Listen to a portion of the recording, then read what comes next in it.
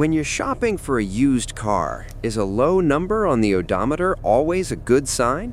You might think a car with very few miles is a dream That's a bit find, more wear but than the I truth is expected. often much more Is that complicated. dust In the or world of something else? vehicles, age can be just as important as distance.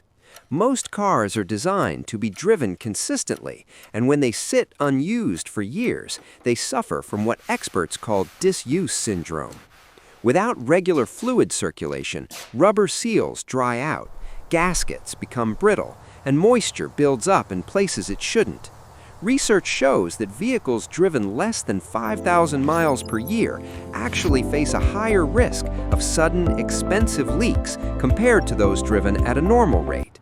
Think of it this way. A car with over 100,000 miles that has a documented history of oil changes every 5,000 miles is almost always a safer bet than a 10-year-old car with only 20,000 miles and no service records.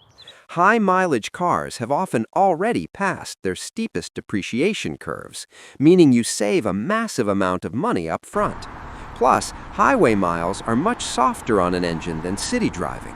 Constant highway speeds keep the engine at a steady temperature and reduce the wear caused by frequent shifting and cold starts. Before you pay a premium for a low-mileage garage find, remember that rubber components like belts and tires have a shelf life of about 6 to 10 years, regardless of use. Replacing those can instantly erase any savings you thought you were getting. Always prioritize a thick folder of maintenance receipts over a low number on the dashboard.